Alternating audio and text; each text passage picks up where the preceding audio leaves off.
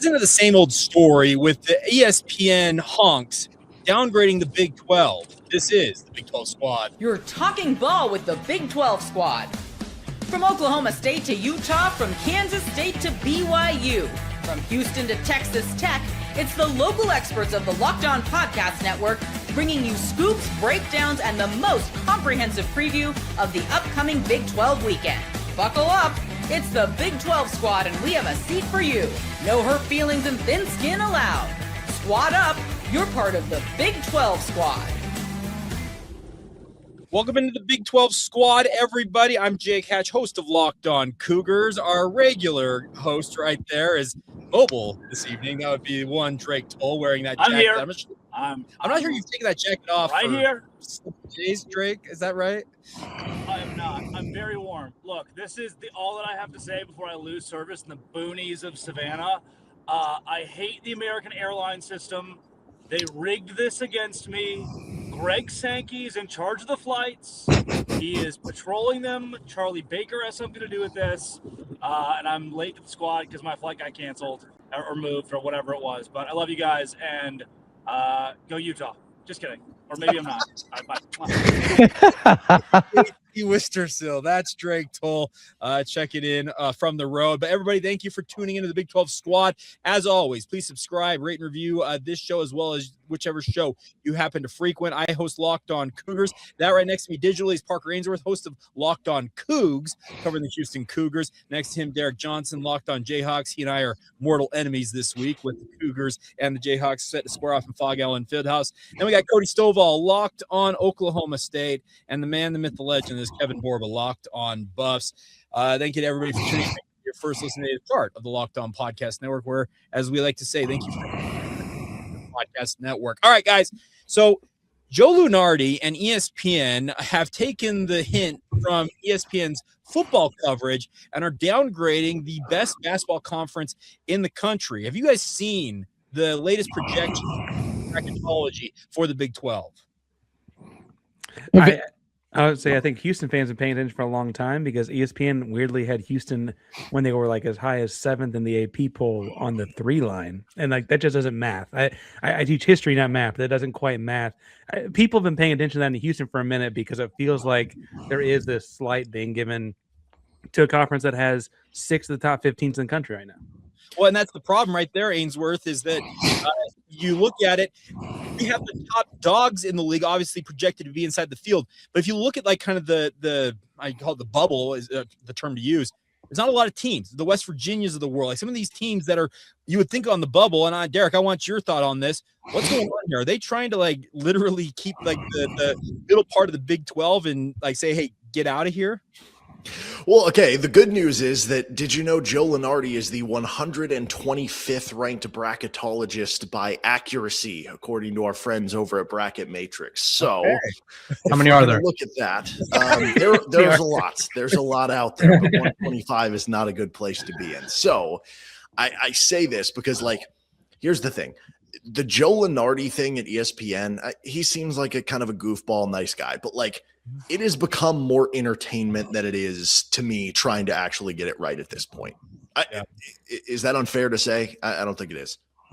Well, I don't think it matters to you three up top, but I think it does in fact matter to maybe not necessarily Oklahoma State because we're not doing a lot of winning in basketball, but traditionally speaking, you would assume that the top 7-8 teams, right, from the Big 12 have an opportunity to go to the big dance. So, and I talked about it ad nauseum, all you got to do in the Big 12 is be in that top 7-8-ish spot, and you're probably safe. And correct me if I'm wrong, didn't statistically we beat out the SEC last year? I know 4-1 it all, right? So they're going to have that cachet. But statistically, we had a better win percentage in the tournament than any other conference in the country, and they continuously downgrade the Big 12. It doesn't matter to you guys, but let's say Oklahoma State wins 4 in a row. Then we're putting ourselves in a position we're right there for a 6th, 7th, 8th spot, and then this conversation does, in fact, matter. Well, and Borba, I want to get your thought on this, is that it just kind of seems to me that we saw the SEC get a record amount of teams into the big dance last year. And, yeah, the Big 12 was right there competing neck and neck if they weren't outdoing the SEC. But isn't this more propaganda to kind of what Derek's talking about, where it's more entertainment and propaganda versus, hard and fast journalism?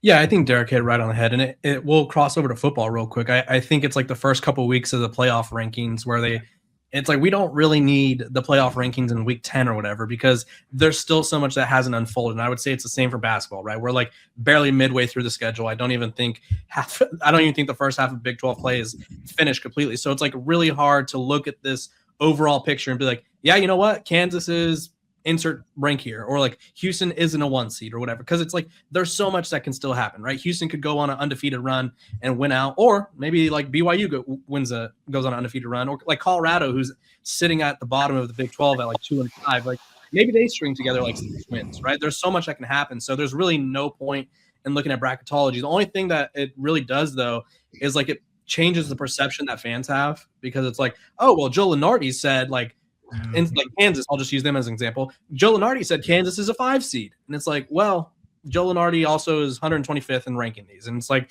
we look at like these rankings are just kind of shoved down our face because we have nothing else. And I think that's what sort of influences fans and too much. I do think though that the 5 of us and people in our industry, like we do know what Lunardi is. He's much more of the entertainment side of this, and like again, it's 125th out of 124 for all I know, right? Like that's not great odds. But I do think because of where he works, how loud his voice is, how much it's projected, it gets carried a lot higher than 125th out of whatever it is, right? Like I do think there's some perception aspect of that because of where his name has floated, that it does mean something more than just he's one of a billion people.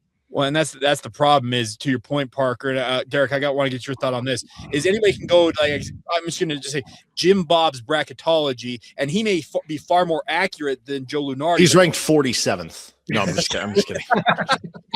But the fact that Jim Bob, the fact that his platform is nowhere near the platform that a Lunardi has. Yeah, people are going to take what Lunardi says as, I guess, gospel truth is probably the best term to use.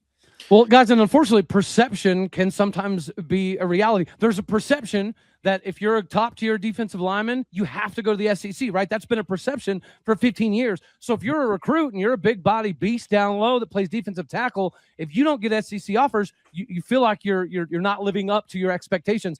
I think that there is, this push to discredit the Big 12, and prop up some of these other conferences for recruiting and future viability. And for that purpose, I absolutely hate it. This is really more of a question for Derek, because I think Jake and I actually fall in the same boat here. And I don't mean to, like, I remember when Oklahoma State was really good at basketball. I know that Colorado's put out some talented players. But Derek, is part of this that Houston, Arizona, BYU have just kind of shown up and crashed the party? I mean, look, we lost at Texas Tech last weekend, and I still feel like we should have won that. Anyway, it happened, right? But ultimately, Houston has come in and kind of run this conference in basketball for 2 years. BYU comes in and gets the number 1 pick in the NBA draft. Arizona walks in and goes undefeated. I mean, like, it does feel like the new wave has kind of also coincided with the old wave falling off a little bit. I think Darren Peterson's great, right? And that also has coincided with like this third aspect of like no one cares about the conference anymore. I think that's what it is to me. It's the idea that like I don't know, all the paths are made different, like all the schedules are made different, and it makes it difficult to kind of look at this stuff. Like you're looking at Kansas and the teams that they drew among, because everybody has to play 3 teams home and home, right? One of the ones KU plays is K-State because it's their rival, and K-State's not very good. But the other 2 they have to play home and home this year, Arizona and Iowa State. And I don't know what the situations are for you guys in some of yours, but like for some teams, it's going to be a little bit easier in what you get for your kind of home and home. And I don't know, that just makes it like not as enticing to me. That makes it not as interesting in terms of like winning the conference, because theoretically somebody could go 18-2 and somebody could go 17-3, or I guess it's an 18-game schedule again now. So somebody could go 15-3 and somebody could go 14-4, but the schedules might not line up, and the team who finished second could be the better team or get a higher seed. So I don't know if that kind of plays into it a little bit too.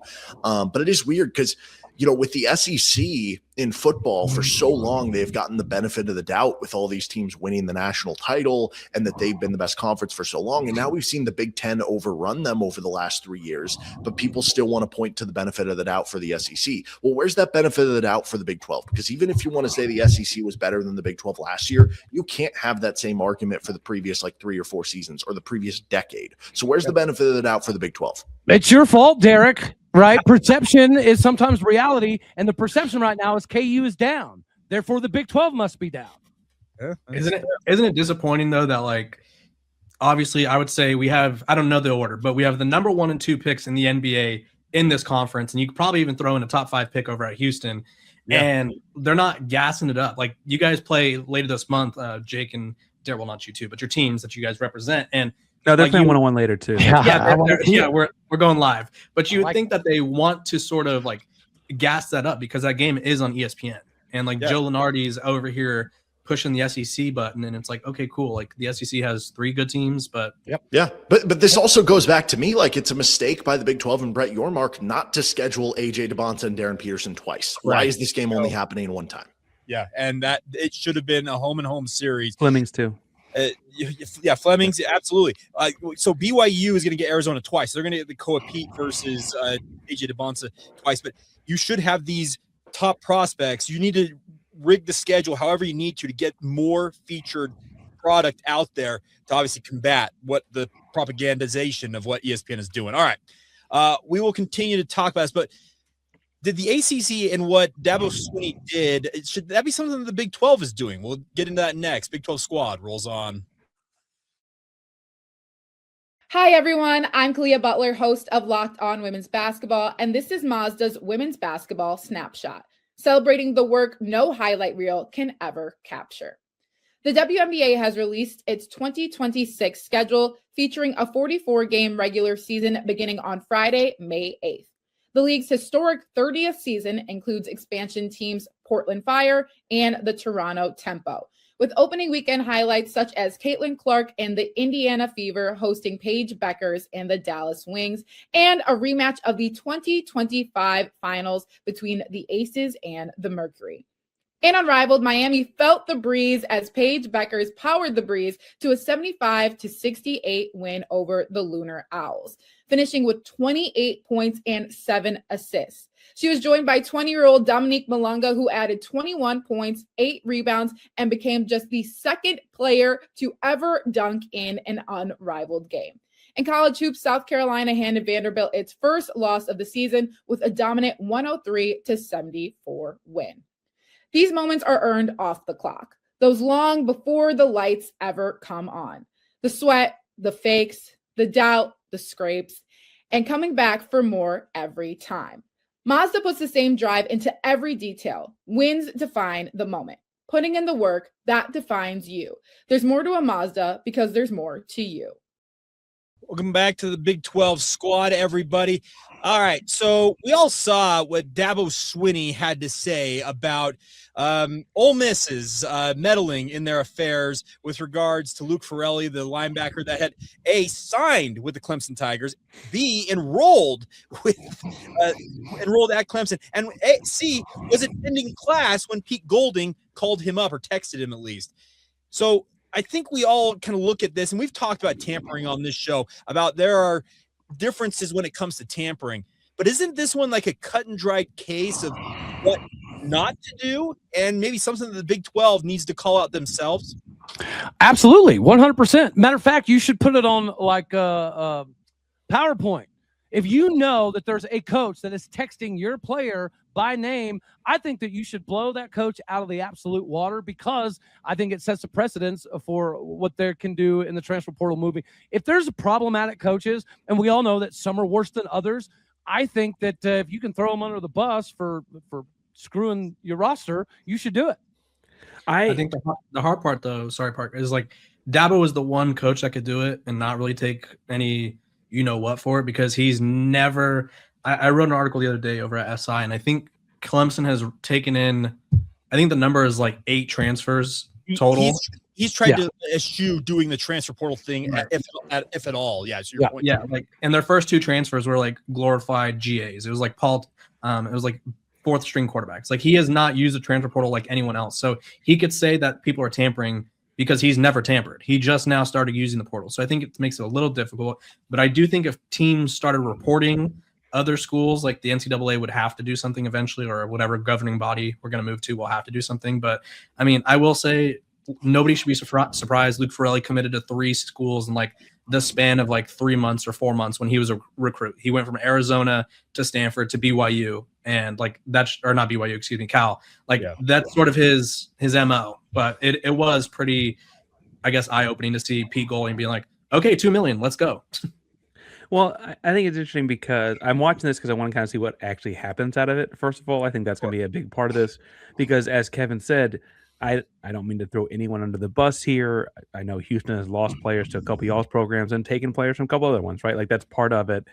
I think that every program has some aspect of this, either through an assistant coach or a kid on the team saying, hey, text your buddy, see what he's up to, right? Yep. And bluntly, if they don't come down on Golding for being so bold and brazen in this, and they come down on the kid, I actually think it would hurt the schools to do this. And I think it'd be because, like, if I'm a recruited kid to your program, and I know if I start getting text message from someone else while I'm at your program, you're going to throw us all under the bus, and I'm going to be the one that, if they punish the kid, not the coach, then I'm just not going to come to you in the first place because you're the reporter, right? Like this is happening way too often to me to have that all unfold like that. And if they come down on the coaches and the coaching staff, then I think you could actually see some change.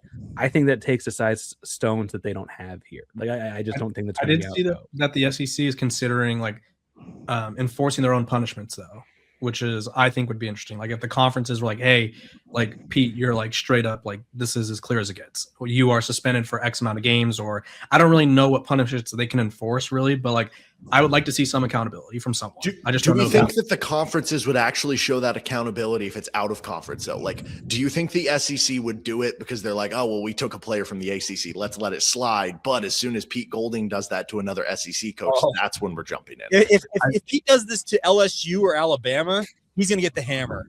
Well, let's back up. If he gets called out for it, because I guarantee it's happened, right? Like that's the thing that's happened. Yep. If the punishment is missing the first half of their game against Charlotte, November or September 12th, I think they'll live, right? Like what's the punishment going to be? Like, what is it really going to be? Maybe you dock revenue share. Like, obviously, every team from I don't know how much money you'd have to dock though, because that feels like really aggressive. But like, say, like for Pete Golding, say like the SEC was like, you know what, we all get $30 million in our TV deal. Like you guys are now getting 25 million or something. Like that's a very big number. But like, I think that's the only way you could really go about it. Cause like Parker said, like, I mean, Michigan won like 3 games without a head coach and like no one batted an eye. Like all these SEC teams are playing. I mean, me and 10 of my friends on September 1st, like that's just how bad these teams are they're playing. Yeah, but so I think that there needs to be some penalization because what Jake alluded to, we all know people that, you know, get the text messages like, hey, you're close to the players. Do you know if this player would be interested in getting in the portal? So it's kind of like that third party.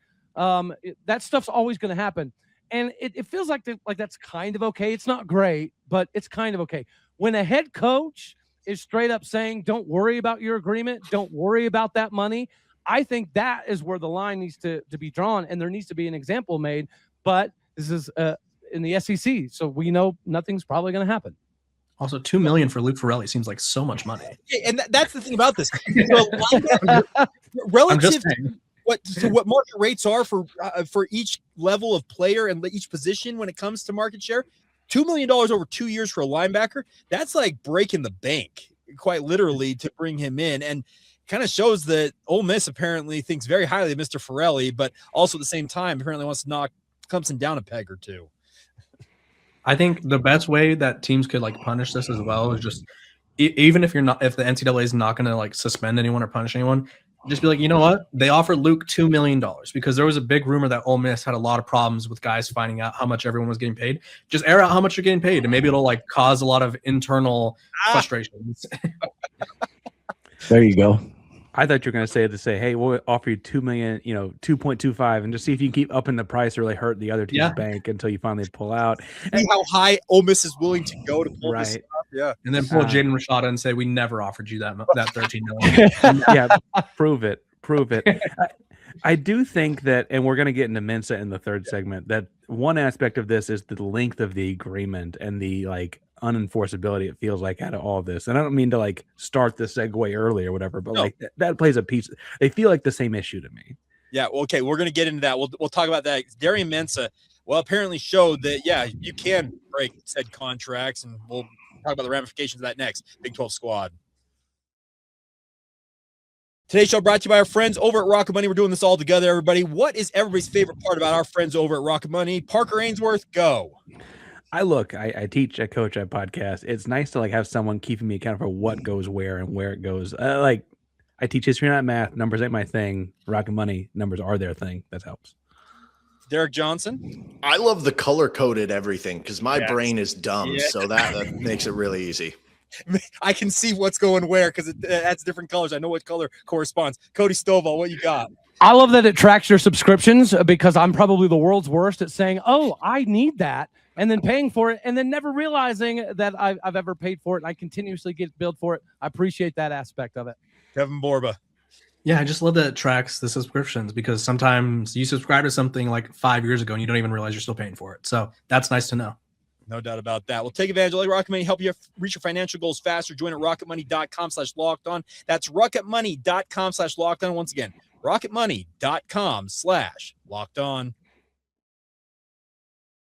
Big 12 squad rolling on here on a Thursday evening. All right, so Darian Mensah is, by the time this show actually airs, likely to have committed to the Miami Hurricanes, become their new starting quarterback. But he came to an agreement in terms of we'll call it what it is. It's a buyout to be able to release himself from the contract he had with Duke. Yep. Concerning should this be, guys, that the kids can sign a deal and then buy themselves out of it? Can we lay out this whole thing? Because I feel like there's details I've got to be missing, but also it's just because it's so Mensah, first of all, got out of Tulane through some sketchy stuff too. Yes. Got to Duke, signed a multi-year deal at Duke. Lost to Tulane. Duke kicked out the quarterback. They had a good quarterback. But also won the ACC at Duke. He then, before the next year of his deal, which he has signed, is getting talked to by Miami, who, let's be honest, would probably be up the creek without a paddle had this not gone through as far as quarterbacks go. Yeah. 100%. And it's late in the game because Miami's in the championship game too. He then says he's getting out of that deal, and then it's not that goes to litigation, whatever. And it's actually, we're just gonna let you out of the deal. Let's all go our separate ways. And so Duke had pursued trying to get a temporary restraining order against him to prevent him from being able to go into the portal. That was denied by a judge. So therefore, he was cleared to go into the portal, but they were trying to argue that because he had signed this deal, they essentially retained the rights to any money he generated via NIL.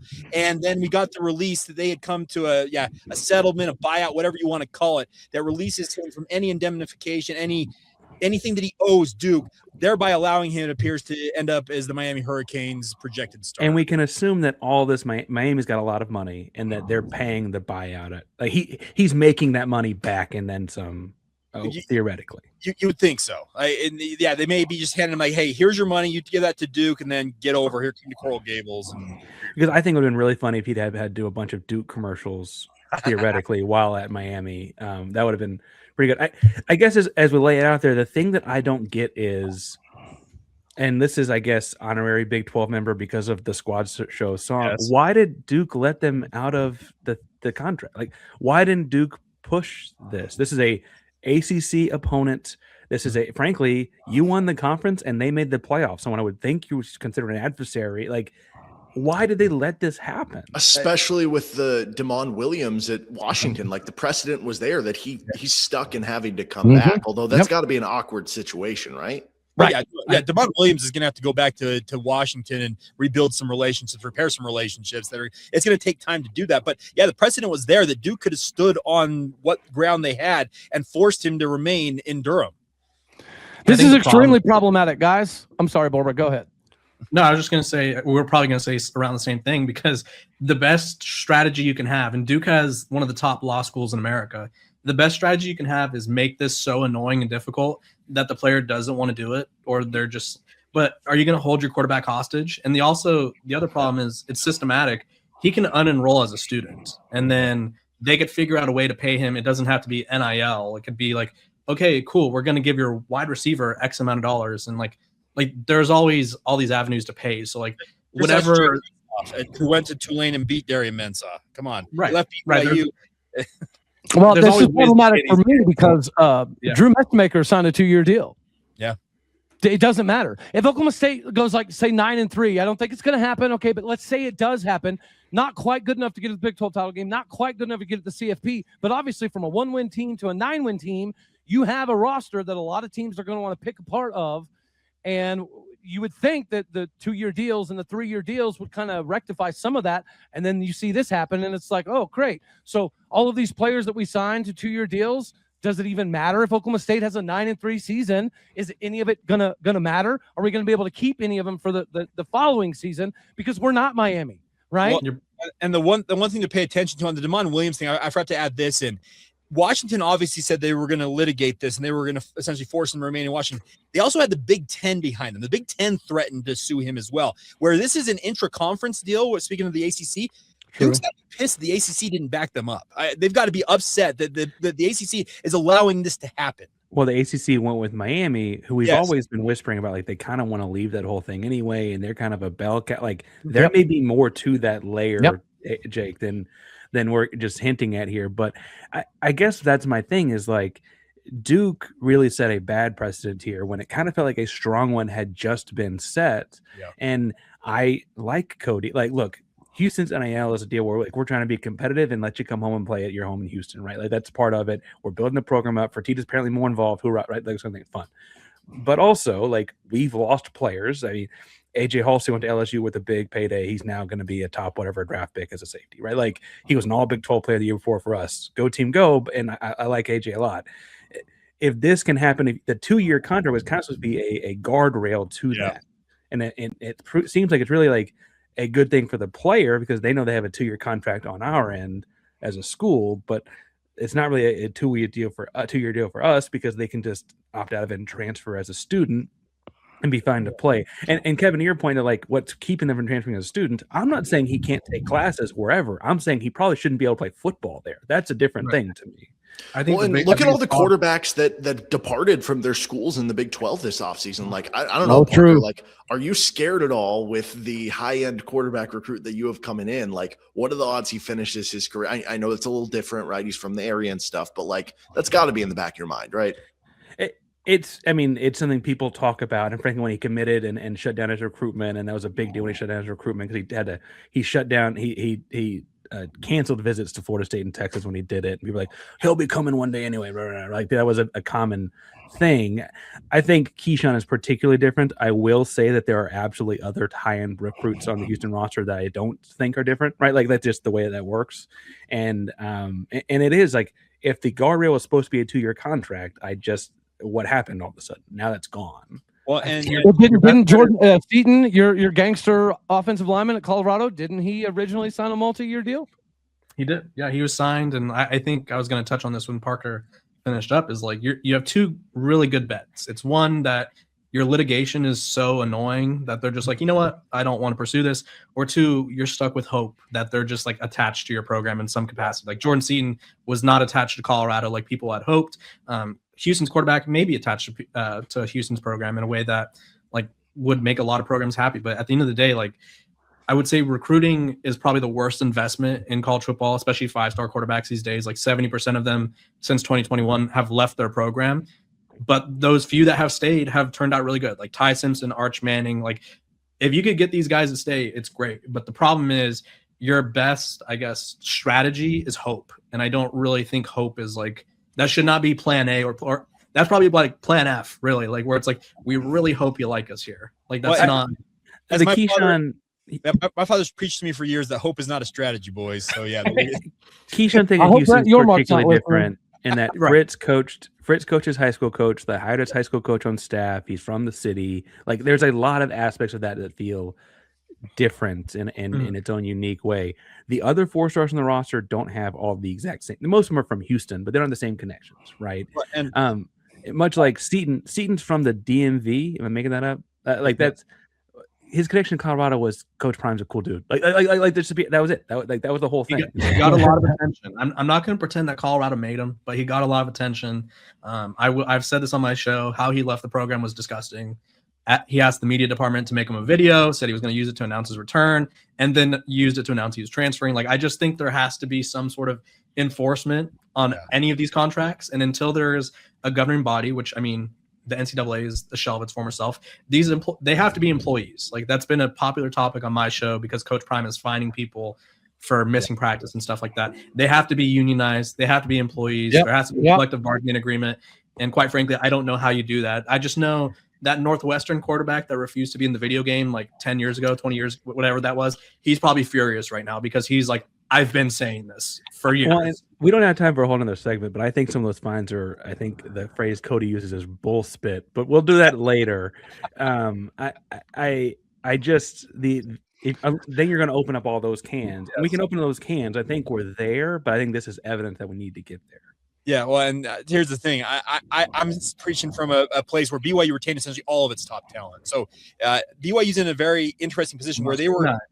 I think BYU's an exception rather than the rule because look at it. Everybody else essentially got pillaged. BYU got lucky enough that apparently everybody was content sticking around in Provo. But is that going to last? That's going to kind of be the litmus test going forward here. Jake, I think all of us need BYU to be successful this season because when Oklahoma State returned almost 90% of our roster off a 10-win season, we were terrible. Kansas State did the same thing last year. Terrible. Yeah. So far, in the new look Big 12, returning rosters have not gone very well at all. And Cougar fans are now booing you, Cody Stovall, because they do not want to consider that. Boo this man. Yeah, you don't want BYU on your bad side, Cody. We got to work on that. Something fierce. All right. Well, that's going to do it for this week's edition of the Big 12 Squad. I'm Jake Hatch, host of Locked On Cougars. That's Parker Ainsworth, host of Locked On Cougs. Don't get those two confused. One's Houston, one's BYU. Derek Johnson, host of Locked On. Actually, all the BYU folks should come on. There's a lot of y'all. Come on. Like, hey, I call y'all the Red Cougs. Like, come on. Go Coug it up. We have a blue jersey. Wait, what do you mean we have a blue jersey? We're good. We're good. You do have a blue jersey. Cody Stovall, Locked On Oklahoma State. Kevin Borba, Locked On Buffs. Please subscribe, rate, and review these shows wherever you get them. And as our good friend Drake Toll, who joined us earlier, likes to says, thank you for tuning in to the Dose Grande Squad.